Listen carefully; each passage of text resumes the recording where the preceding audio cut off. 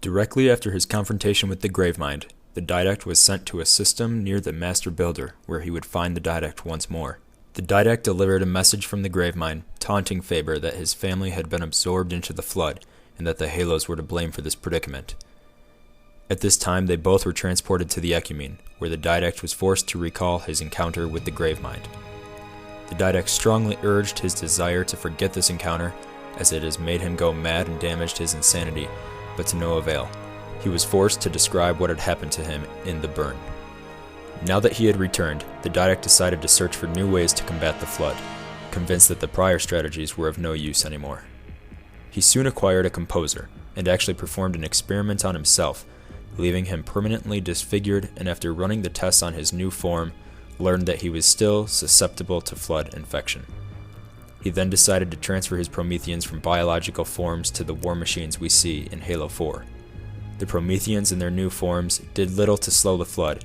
However, the Didact, blinded by his own determination, thought that if he had more numbers, the Flood would eventually be eradicated. It was around this time that a meeting was arranged on Namdagro between the librarian, who had not seen her husband and thought he was dead, the Didact, and his duplicate, the Isodidact, who had used to be born stellar before his brevet mutation and imprint.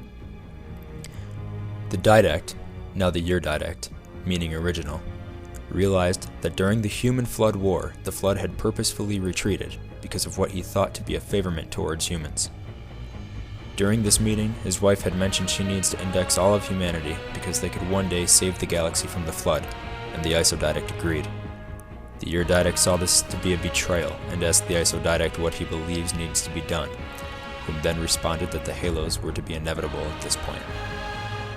The Ur-Didact, in anger, told the Isodidact that he was a poor copy of himself, and then shortly before things could have gotten physical, precursor artifacts on the planet began to activate, forcing everyone to abandon the planet and head towards the Greater Ark, which was the last Forerunner defense of the Ecumene. Upon arrival at the Greater Ark, the librarian once again tried to get her husband to defend with them. The Ur-Didact had no desire to help the remaining Forerunner, and instead took his ship to the nearby Omega Halo, and used a composer on the entire human population, which was a large portion of any remaining humans in the galaxy. He then fled to his main shield world, Requiem, where he would make more Prometheans with the composed humans. Horrified by what she had witnessed, the librarian also set out to Requiem in an effort to stop her husband from continuing his madness. Upon arrival, they had a brief exchange, which ended up in the librarian incapacitating the Didact and then imprisoning him inside of his cryptum.